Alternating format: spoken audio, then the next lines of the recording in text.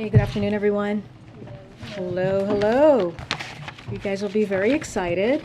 I do not have anything at the top for all of you, so we're going to go straight to questions. Darlene, you want to kick us off? Thanks. Yep, I would. On the gun framework that was announced over the weekend, can you talk a little bit about what specifics the White House would like to see as the lawmakers sit down and try to turn this into a bill? Specifics on what you want regarding access to juvenile records, red flag laws, and redefining which gun sellers now have to do expanded background checks. Well, as you know, the text is now going to be written, so we're going to allow the negotiators to go through that process. What we do believe and what the president has said is this is a historic agreement, and it's the most significant legislation that we have seen to reduce gun violence since more than 20 years. And so it's a bipartisan. The president is pleased to see this as a step forward. As we know, this is about saving lives. And so the president is going to, wants to see Congress act. He wants to see this on his desk as quickly as possible. And that's going to be our focus. As it relates to his involvement in any of this, his team continues to talk to Congress on a regular basis, as they have been this past several weeks. And we're going to continue talking to negotiators on the Hill, to congressional members and staff on the Hill, and we will continue to have those conversations. But the president wants to see this on his desk to sign as soon as possible. Will the White House weigh in at all in terms of the final legislative language and text and specific things that the White House would like to see? I don't have any specifics on any pieces of the legislation and our involvement there. What we will say is we want to see this move quickly. The president wants to see this move quickly. This is about saving lives, and we think, again, this is a step forward in getting that done. Legislating is, when you think about legislating, it's about negotiating. It's about getting to a place where both sides can come to an agreement, and this is a bipartisan handshake, a framework, as you all know, and we're pleased by that, and we want to get that done. One other question. Over the weekend, before the president left Los Angeles, he was asked whether he had decided to go to Saudi Arabia, and his answer was no, not yet. And there was a follow-up question, and then he said, that's the reason I'm going. So can you settle it? Is he going? Is he not going?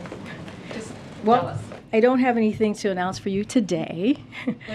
But let me just say this.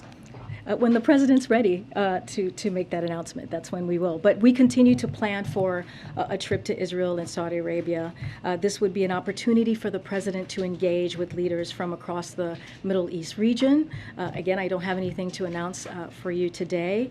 If you think about the focus, what the focus would be and the agenda, it's on delivering results for the American people. That is what the president, when he has these leader conversation, that is the number one priority, those strategic partnership with those leaders and making sure that it indeed delivers for the American people. And so in this particular case, if this were to happen, or when we are ready to announce, if and when we are ready to announce, it would be about diplomacy, leading to diplomacy to bring stability to the Middle East region, which he has talked about himself. But again, I don't have anything further to preview at this time. Thank you. Thanks, Karine. Last week you said that when the president met with the parents in Uvalde, they told him they just wanted to see some action, that they wanted to see Congress can, quote, put their politics aside and come in a bipartisan way and deliver something. Does this agreement that was announced yesterday deliver on what those parents in Uvalde were telling the president that they wanted to see? Well, let me just make clear. What he heard, and all of you may have heard from the folks in the community as well, is to do something. And so the president has called on Congress to do something. They are doing something. Now, does this framework has everything that the president wants, or that everything that the president has called for? It does not. And the president's going to continue to fight for the renew our ban on assault weapons, for making sure that we confirm Steve Dettelbach to to lead ATF, right, which is something that we believe is going to happen. And so expanding background checks to keep guns out of the hands of criminals. So there are things that he wants to continue to see done. But you know, again, this is about saving lives, and this is what's important right now, and this is a step towards that direction. You've said repeatedly now for several weeks that the president was going to give lawmakers time and space. Mm-hmm. And in the statement, he said yesterday, as you just said, that it didn't do everything that he thinks is needed. If he had gotten involved, is there something now where we are at this point in the conversation and negotiations? If he had gotten off the sidelines, is there one thing that could have ended up in the agreement that he would have liked to? So I disagree with the framing of that question. The president has been involved. He has been involved since, I would say, day one of his administration, the first couple of days that he's walked into his administration. And what I mean by that is the executive actions that he took very early on, and the most executive actions than any president at this time of his presidency when it comes to dealing with a public health epidemic, which is gun violence. And so he put that forward. He did everything at the time that he can from his perch and making sure that we deal with this epidemic. He has said if there's anything more he can do on the executive action side, he will take a look. His team will take a look. He's talked about it, most recently State of the Union, and also the first joint address. So he has been vocal. He has been talking about this. He also did a primetime delivery to the American people that you all know that was about almost 2 weeks ago. So he has been involved, and to say that he is not, he hasn't been, is just not true. Next. I'm sorry? I meant in the negotiations with this. But no, but more broadly, he has been involved, and he had Chris Murphy here just last week to get a download on the negotiations from him directly, and I think that shows involvement, and that shows him wanting to make sure that we push this forward. Go. Thanks, Karine. On Saudi Arabia, briefly, just to circle back on Darlene's question, the president seemed to say over the weekend that his trip would not focus on energy. You said just now that any trip to the region will focus on delivering results for the American people. If that's the case, why not make energy a major topic of the trip, considering gas prices are such a big part of what? Let me first say there's no trip to announce at this point. He's been talking about it. I'm just saying that there's nothing to preview for you at this time, but I'll say this. You know, to view engagement with Saudi Arabia on energy security as asking for oil is simply wrong, and a misunderstanding of both the complexity of that issue and our multifaceted discussions with the Saudis. That said, Saudi Arabia is the chair, as you know, of OPEC Plus, and its largest exporter. Of course, we discuss energy with Saudi government as we do with oil producers around the world, and we welcome its leadership in achieving a consensus amongst the group members last week. Just briefly on Afghanistan, if you could, nearly half of Afghans are starving or don't have enough food. Is the administration considering doing more to send direct aid to Afghanistan, not just the United Nations, even if that means recognizing the Taliban? I don't have anything further on what else we might be doing as aid to the people of Afghanistan. As you know, we have announced humanitarian aid that go directly to the people and not to the government. But I don't have anything further to share on that. Okay. Are you sort of in a rock and a hard place position here? If the president were to go to Saudi Arabia, would you not see a benefit in embracing the idea that with gas prices at record levels, of course you would speak to the kingdom and its role in OPEC Plus in trying to increase supply? So why not embrace that? Because if you're going to go to Saudi Arabia, wouldn't that be a benefit for the president to try to deliver on that, even though there are some political downsides to doing that domestically as well? Well, I think what we're trying to say is that there are more complexities to that issue, and it's multifaceted discussions with Saudi Arabia, and it is an array of agenda that we would potentially be talking about. Look, I want to be careful because we don't have a trip to preview for you at this time. But I also, you know, as I said, Saudi Arabia is the chair of OPEC, and it's the largest exporter. So we talk to them like we do with any other oil producers around the world. So there's no difference there. But again, I don't want to go into specifics. Just on the surface, understanding no trip has been announced yet. We'll get there when we get there.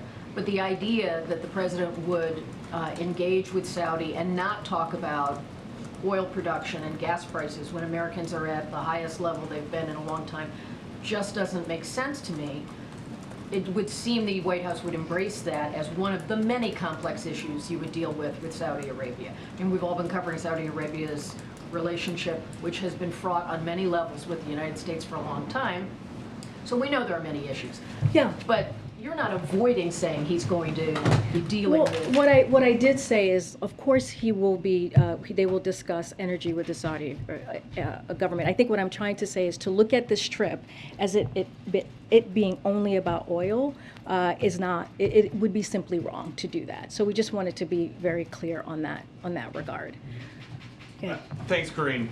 President Biden once bragged about the stock market hitting record after record after record on my watch. How about now? Meaning the stock market. All the gains from President Biden's time in office have been wiped out. So, as you know, we're watching closely. We know families are concerned about inflation in the stock market. That is something that the president is really aware of. And so, look, we face global challenges. We've talked about this. We're not the only country dealing with what we're seeing at the moment as it relates to inflation. You know, Putin's price hike, inflation coming out of a once in a generation global pandemic. All of those things play a factor. And but the way that we see this is that the American people are well positioned to face these challenges because of the economic historic gains that we have made under this president in the last 16 months. Okay, so as you say that Americans are well positioned to weather this stock market decline, what is the president's message to somebody who might want to retire, but their 401k is getting wiped out? So we know that higher prices are having a real effect on people's lives. We get that, and we are incredibly focused on doing everything that we can to make sure that the economy is working for every American people. But we are coming out of the strongest job market in American history, and that matters. And that a lot of that is thanks to the American Rescue Plan, which only Democrats voted for that. Republicans did not, and it led to this economic boom, this historic economic boom that we're seeing Didn't with it also jobs. lead to historic inflation? No, that is No? not. That is not how we're seeing the American Rescue Plan. Look, the president came in. We have to remember what the president walked into. When he walked into this administration, the economy was at a standstill. Schools were closed, businesses were shutting down. 20 million people were on unemployment insurance benefits. That is what he walked into, and he took action. He got the American Rescue Plan done. Only Democrats voted for it, and it helped turn the economy around, including getting more than 200 million people vaccinated, having a comprehensive vaccination plan that was not in place when he walked into the administration. Okay, and then quickly, is the president running for re-election? He has, first of all, let's reset for a second. I cannot talk about elections. I cannot be a political analyst from here, or the midterms or anything like that, or including 2024. The president, as you know, has been asked that question many times, and he has answered it. His answer has been pretty simple, which is yes, he's running for re-election. I can't say more than that. Again. Karine, thank you. Back on the discussions about the gun framework, you said he spoke with Senator Murphy. You say negotiators continue to talk to people here at the White House. Has the president himself spoken with any of the Republicans engaged in the negotiations? I hear the question. I don't have any calls to preview or read out to you at this time.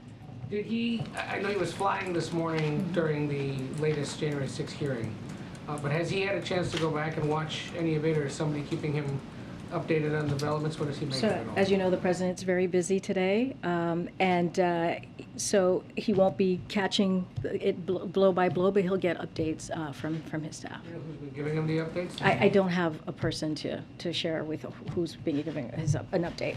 And has he been briefed on the arrests of the 31 men found inside a U-Haul truck near a Pride event in Idaho? Yes, on he's Saturday? been briefed. Thank you. No? Okay, all right. Well, move on then. Go ahead. I want to switch gears to Brexit for a moment. Britain, I guess, Boris Johnson's party published today plans to override some of the post-Brexit trade rules for Northern Ireland. I know Blinken told Foreign Secretary Truss that to continue good faith negotiations with the EU to reach a solution that preserves the Belfast Good Friday Agreement. But I know that Boris Johnson characterized the changes as relatively trivial, and I wanted to know if the White House agreed with that. So the U.S. priority remains protecting the gains of the Belfast Good Friday Agreement and preserving peace, stability, and prosperity for the people of Northern Ireland. We have welcomed the provisions in the EU-UK Trade and Cooperation Agreement and the Northern Ireland Protocol as a way to manage the practical challenges of preserving distinct EU and UK markets while preventing the return of customs infrastructure on the land border. We recognize there have been challenges over the implementation of the Northern Ireland Protocol. We urge the UK and the EU to return to talks to resolve these differences. We support a strong and close EU-UK partnership. Transatlantic peace, security, and prosperity are best served by a strong UK, a strong EU, and the closest possible relationship between the two. Thank you. And if I could just follow up quickly, will this become an impediment to the U.S.-UK trade dialogue talks in Boston, or a potential future U.S.-UK trade deal? No, I don't believe it will be. Go ahead. Back on the Saudi issue for a second, does President Biden believe that Crown Prince Mohammed bin Salman was responsible for Jamal Khashoggi's I mean, death? we've spoken to this before. I think he was asked this question directly recently last week. Look, the president is focused on getting things done for the American people. That is engagement, leader to leader engagement around the world. He takes that very seriously, and he takes delivering for the American people very seriously. If he determines that the interest of the United States to engage with a foreign leader and that such an engagement can deliver results, then he'll do so. And so, as you have heard us say, Saudi Arabia has been a partner to the United States for more than 80 years, an important partner on a host of initiatives that we are working on both in the region and around the world. On the question that I asked, though, does he believe that MBS was responsible for Khashoggi's death? So we issued when the president came into office. The murder of Jamal Khashoggi was something that we and so many others around the world took very, very seriously. He issued an extensive report on Khashoggi's murder, and we instituted the so-called Khashoggi ban to make sure that any country that seeks to use tools of repression against people abroad who criticize their government will pay a price. We've used it multiple times since, and we imposed sanctions or visa restrictions on over 70 Saudi individuals and entities, including the Saudi Royal Guards, Rapid Intervention Force. As we emphasized then, it was also important to reorient but not rupture relations with Saudi Arabia. So we took that incredibly seriously, and the president has spoken to this before, and I'm going to just let his words stand. Does Go he ahead. believe- Go ahead. I've already answered the question.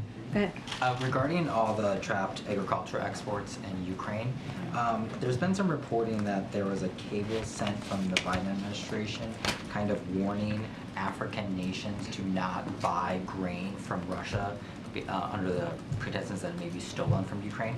Is the White House warning African nations like Senegal to not buy any grain from Russia right now? I can't speak to the wire that you're speaking of right now, but what I can say is we are working with other countries to prevent the sale of grain that has likely been stolen from Ukraine. Would there be any consequences for nations if they do buy grain from Russia at this time? That's a hypothetical that I'm just not going to answer from here. Question. Sure.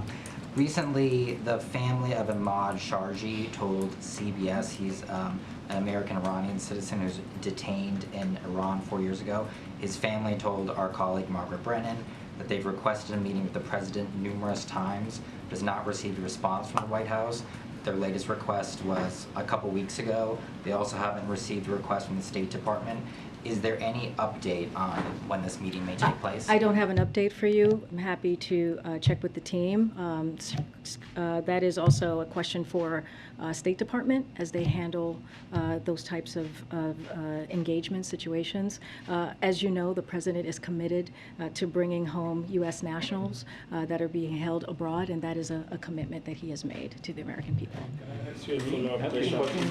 Does the president think the Fed is running the risk of hiking rates too quickly as it tries to tame inflation? There are some reports suggesting that there's going to be a larger rate hike than we expected on Wednesday. The president believes, as you heard from him directly multiple times, and even in his op-ed most recently, that the Federal Reserve needs to have their independence, and he wants to give them their space to make their own decision, monetary decision, on how to deal with inflation. They have made that, the Fed has made that a priority, and so that is what the president believes, and I'll leave it as that. Just one more follow-up question. The U.S. Ambassador to Beijing, Nick Burns, said over the weekend that the U.S.-China relationship is at its lowest moment since 1972, given the aggressive comments by China's defense minister on Taiwan. Is the president have any plans to speak with President Xi Jinping? So let me just say this, since you asked a question about China. The National Security Advisor, Jake Sullivan, met today with Chinese Communist Party Marlboro member and director of the Office of the Foreign Affairs Commission in Luxembourg. The meeting was about 4.5 hours long. This meeting, which followed their May 18th phone call, included candid, substantive, and productive discussion of a number of regional and global security issues, as well as key issues in U.S.-China relations. Sullivan understood the importance of maintaining open lines of communication to manage competition between our two countries. To your question on a POTUS-Xi meeting, Nancy, interactions are planned at a range of officials across the U.S. government, but nothing to announce on POTUS-Xi meeting at this time. As you know, they last talked on the phone, as I just mentioned, on March 18th. We will continue to maintain open lines of communication with China. But what about even just a phone call, not even? I don't have anything to preview at this time. I mean, just building on Nancy, does the president want to talk to Xi Jinping by the end of the year? I just don't have anything to preview. As you know, and I said this moments ago, leader-to-leader conversations and communication is important to the president as we deal with important issues across the globe. I just don't have anything for you right now. On Roe versus Wade, when the president was in California, he spoke to Jimmy Kimmel, and he said that there were some executive orders under consideration if Roe v. Wade was overturned. Can you share a little bit about what is being considered? I don't. We don't have anything to preview at this time. Yes, I remember. I was there. I remember the president saying that. We just don't have anything to share at this moment. Specific areas where the administration feels the it team, has some space? The team is looking into it. We just don't have anything for you at this time. And just one more. At the Summit of the Americas, the Argentine president, Alberto Fernandez, he invited Biden to speak at the next plenary of CELAC, where he's the pro tem president. Is that an invitation that the president is considering? We don't have anything to preview or announce at this time. Hey, Karine, I had a question about China and tariffs. With inflation still an issue, there's been some pressure on President Biden to lift some of the tariffs on China, but it's also meeting some resistance from union members as he heads tomorrow to the AFL-CIO what does he want to see done as it relates to China So, and tariffs? as you know, the president has asked his team to look at that particular issue. He will make a decision on that. I don't want to get ahead of it. So that is going to be for the president to speak to when he's ready. And what's the time frame? I don't have a time frame. And just to follow up on MBS, I heard you mention the report, but does the president believe that MBS is responsible for Khashoggi's death? I didn't hear you sort of engage with that part of the question. I mean, the president has talked about that. I've been asked about comments that he's made during the campaign. He stands by those comments.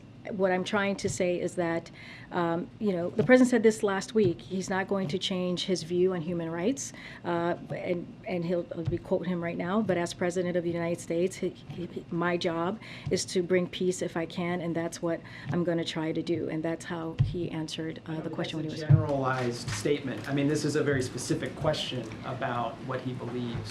Look, we put measures in place. We put out a report last year on that particular, the serious nature of what happened, and we take that very, very seriously. The president has spoken to it himself, and I'm going to leave his words as he has said himself. Leave his words stand. Okay. Thanks, Karine. I want to follow first on the Chinese goods and tariffs question.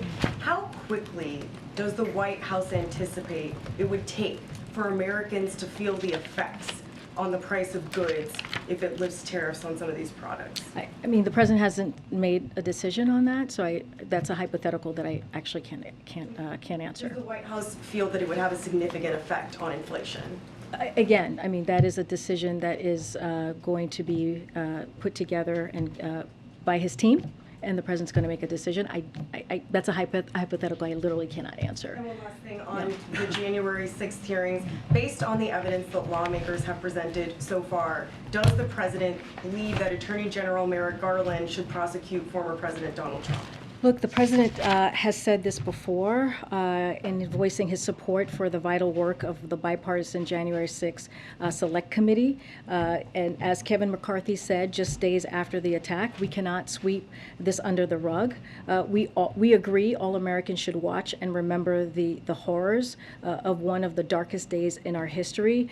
But this is up to the Department of Justice. This is the Department of Justice, and the president has been very clear. Department of Justice is independent.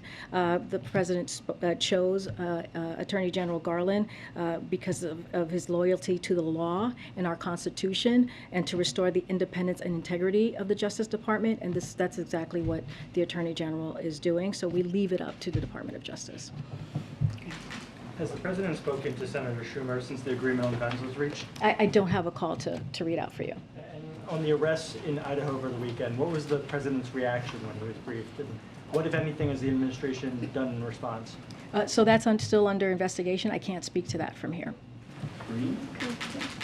Go to some people I haven't gone to. No one up here. Okay. Go ahead. Thanks, Karine. A question on gas prices. They hit an average of over $5 this weekend. So I was wondering, is the administration reconsidering the idea of a federal gas tax holiday, and what other things are you guys thinking about around the table? So, don't have anything new for you. We don't have anything new for you to announce on gas prices or the gas tax. But as you know, gas prices are up nearly $2, and that has been the case per gallon. That has been the case since Putin started to threaten the borders of Ukraine with the troop enforcement at the border. The U.S. is on track to produce a record amount of oil next year. We are releasing a record 1 million barrels of oil per day from the Strategic Petroleum Reserve that has been for 6 months. We've rallied our partners to join us, releasing an additional 240 million barrels of oil, and that has been because of the president's leadership. We've also expanded access to E15, which will lower prices for thousands of gasoline stations, including families in the Middle East. So that was an important move. And as I mentioned before, we welcome the production increase announced by OPEC Plus to increase global supply. And if the president had not taken these actions, we would not have been able to blunt what we're seeing now, the prices. It would have been even worse. And so, but as far as anything new to share, we don't have anything new to share on that. The president expressed some real frustration with Exxon last week. Is he reaching out to these CEOs? Is there talk about having a meeting with them? Is there anything like that on the table? So in just the first 3 months of this year, just to give you a little bit of why the president made those comments. Last week, Exxon made $8.8 billion in profits. That's triple what they made during the same year, the same time last year, and the most they've made in nearly a decade. Those record profits aren't because they produced more oil. In fact, Exxon produced less oil this quarter than any quarter since 1999. Oil companies making their largest profits in years have a choice to put money into producing and refining oil, or to put it into the pockets of wealthy shareholders while American families suffer at the pump. Exxon made that choice. They made the choice this quarter. Exxon announced that it is tripling its buybacks to $30 billion. So look, we're on track, as I just mentioned, to reach record levels of production next year, but oil companies also need to do their part as well. And that's why the president was very, very clear about what he said last week. Okay. Thank you, Karine. A couple of questions, please. Sure. So, as the Ukraine war drags on and the food crisis, the resulting food crisis is clearly not going away, it's just getting worse, there seems to be pressure growing in Europe from some of the US allies to get Ukraine to a point where they're going to make some kind of deal with the Russians, or at least some sort of ceasefire, anything, primarily for the food situation. So ahead of the president's trip to Europe this month, would you say his emphasis remains on helping Ukraine fight, or is it starting to shift into a place where the US is going to be asking Ukraine to find a way to stop them? Well, I mean, the president's been very clear, nothing about Ukraine without Ukraine, right? I mean, he's been very clear about that. He wrote an op-ed in the New York Times reiterating those comments. We are going to continue to assist Ukraine in helping to defend their democracy. Again, you know, we've said this many times, this is Putin's war. This is Putin's aggression. Unprovoked aggression onto another country's sovereignty. This is Putin's war to end, and not Ukraine. Ukraine needs to defend its country, and they have done that in an incredibly impressive of way. And you know, we hope that it would end with negotiations, but right now we don't see that coming from the Kremlin. And so we want to make sure we put Ukraine in the strongest possible place so that if that time comes, they can do that. When it comes to grain exports and what you're asking me about food insecurity, this is a priority for the president. He's spoken to this. You know, again, Russia has been repeatedly damaging grain storage facilities in Ukraine, stealing Ukrainian grain, and actively blocking the export of food from Ukrainian ports, increasing world hunger. Russia could immediately cease its war in Ukraine, which is devastating global food security, and allow the free flow of Ukrainian food and agricultural exports. Quick domestic one, please. Most presidents, I'm guessing, would say they don't pay attention to the polls. But does President Biden feel any concern that his approval rating is really pretty amazingly low and consistently low? I believe today went under the average, went under 40% for the first time. The president's focus on delivering for the American people. That's his focus right now. Thank you. Inflation has been above 5% for an entire year now. Why did the president wait until almost December to decide who would be leading the Federal Reserve?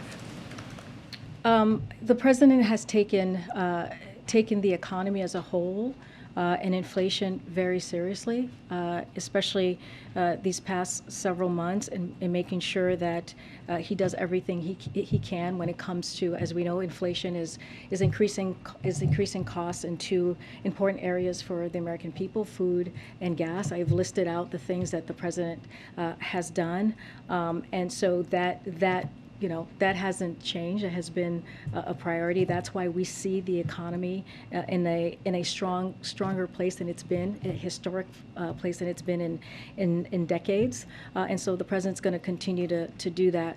To do that work. We do have Federal Reserve, the chair and others in place. We're going to leave that and make sure that they're independent, leave the work to them. They have the strongest tools in dealing with inflation. They have made this a priority, and so we're going to leave it to them. All right, go ahead. Go ahead. I'm going to move on. Go ahead. Thank you, Karine. Over the weekend, a crisis pregnancy center in Oregon was firebombed. That's the fourth one so far. And then last weekend, of course, a would-be assassin was arrested outside the home of Justice Kavanaugh. I know that the administration condemns violence, and you've said as much several times previously, but I'm wondering, is there anything that the president is doing to cool passions before the Dobbs decision drops?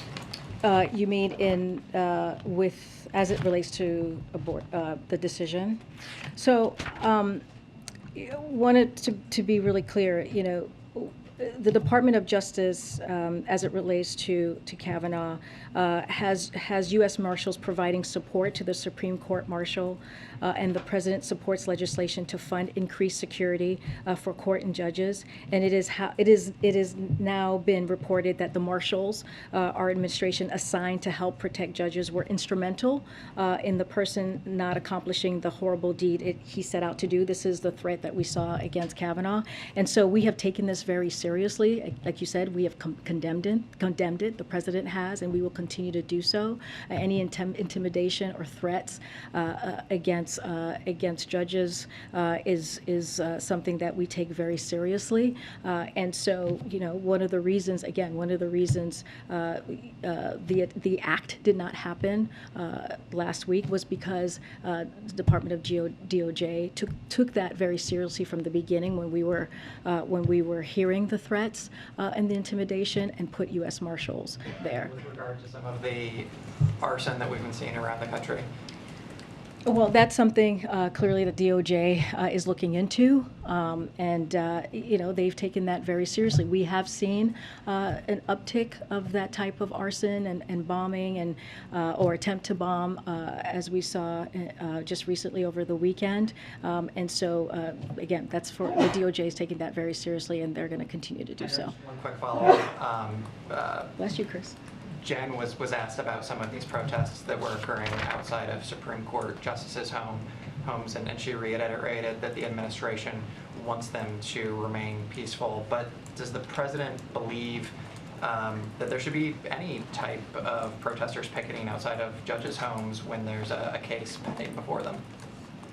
So, we have not weighed in on where people should or should not protest. We have said that all Americans have the right to peacefully protest, whatever their point of view, but that attempts at intimidation and violence are totally unacceptable, and that they need to be condemned at any time they happen, regardless of who does it. Thank you, Karine. Follow-up question?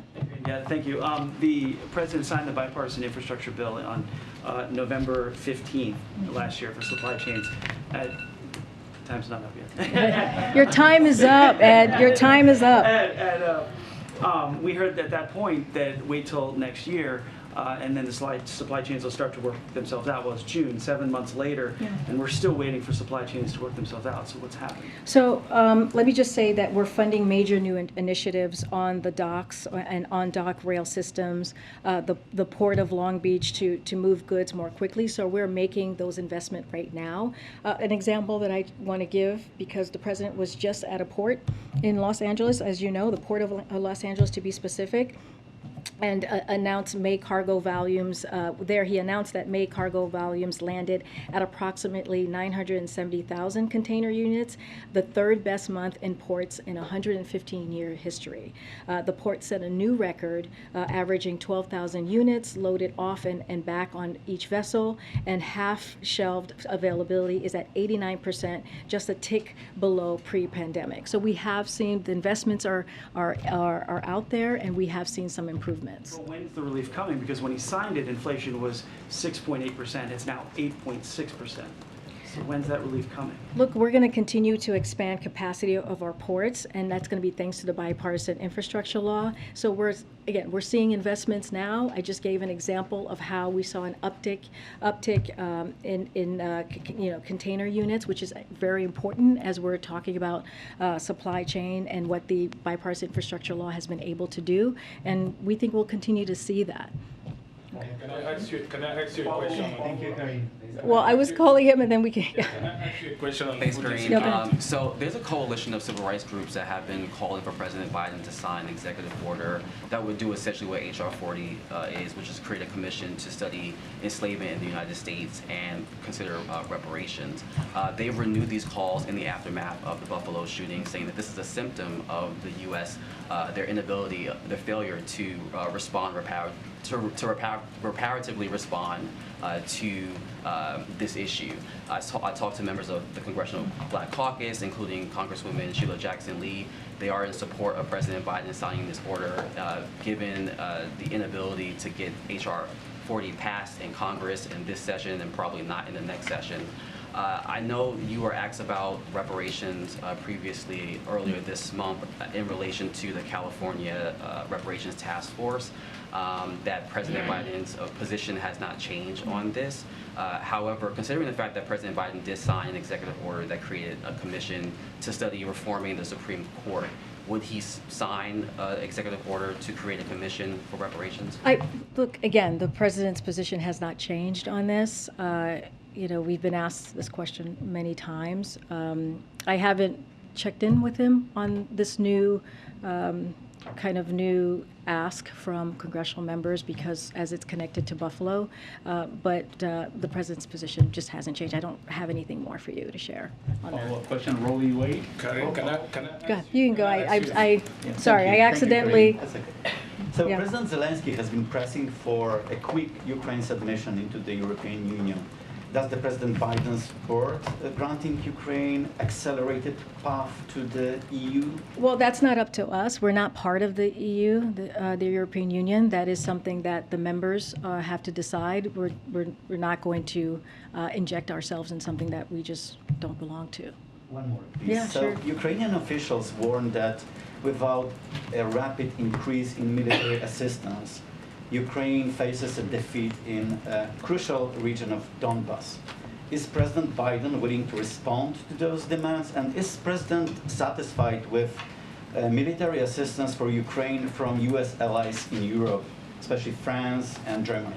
Well, we, as it relates to our allies, we have seen them get involved in their own way. I think it's up to them on how they want to assist Ukraine, but we have seen a coalition when it comes to NATO allies, when it comes to our European partners, and coming together in a way to help Ukraine, and that a lot of that is because of this president's leadership. So I know that you're talking about a specific area in the East, right? That people have been talking about. I don't want to speculate with hypotheticals on what might happen there. I know the city has been under fierce assault, and Ukrainians have been fighting bravely under constant bombardment and difficult conditions. President Zelensky has described the fighting as severe as Ukrainian forces battle Russians' forces for every meter. We are continuing to surge security assistance to Ukraine to help them defend that area, the Donbas. So that is something that we're doing every day. There's security assistance going into Ukraine on a daily clip, if you will. Secretary Austin will be in Europe this week holding the next round of meetings of the Ukraine Contact Group, where he will host ministers of defense and chiefs of defense from dozens of countries and ask them to continue to provide weapons and equipment as well. So that also answers your question about getting others to get involved. Hold on. Oh, we're done? Okay. Can I ask you a question? Oh my gosh, who do I want to go to? Can I ask you a follow-up question? Go ahead, you in the corner. I've never called in you. Thank you, in the Karine. black chair. Thank you. So I have two questions on baby formula. So first, what is the latest update the White House has received on the current infant formula situation across the country? Yeah, let me see if I have anything new for you on that. I think it's been a couple of days since we have been asked that question.